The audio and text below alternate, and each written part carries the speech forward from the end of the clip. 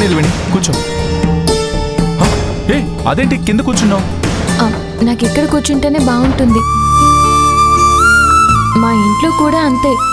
నేల తల్లికి ఎంత దగ్గరగా ఉంటే అంత మనిషి మనసు ఆధీనంలో ఉంటుందని మా నాన్న అంటుంటాడు. ఓ వెన్నపూసలాగా.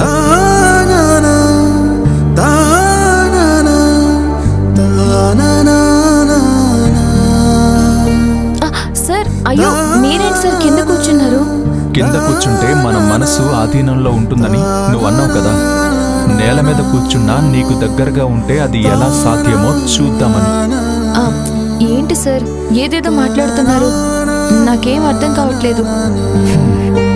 ఐ మీన్ నేను దగ్గరగా ఉంటేనే కదా కాలిన అరచేతికి వెన్నపూస రాయగలను. సార్ ఇదేం పెద్ద గాయం కూడా కాదు. 2 రోజుల్లో తగ్గిపోతుంది. మీకెందుకు శ్రమ? వెన్న రాస్తే 1 రోజులోనే తగ్గిపోతుంది.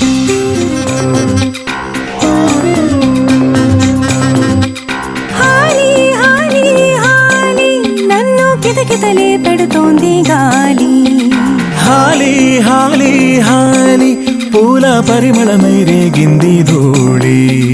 తొలి తొలిగా నా 2 కన్నుల్లో తడి తడిగా తేనెల వానలే.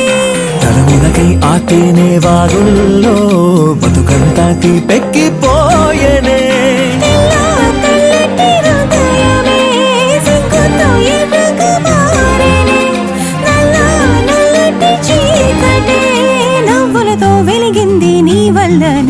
దేవుణ్ణడిగి అడిగి చూసా ఒక వరము ఇవ్వలే.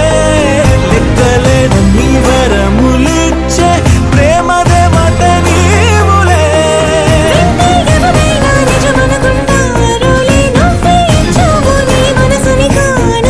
అది నాలోన కాకుండా నీ నీడలోనే క్షేమంగా ఉంటుందే.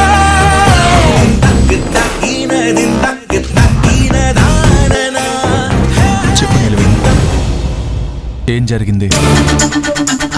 ఏం చెప్పమంటారు సార్?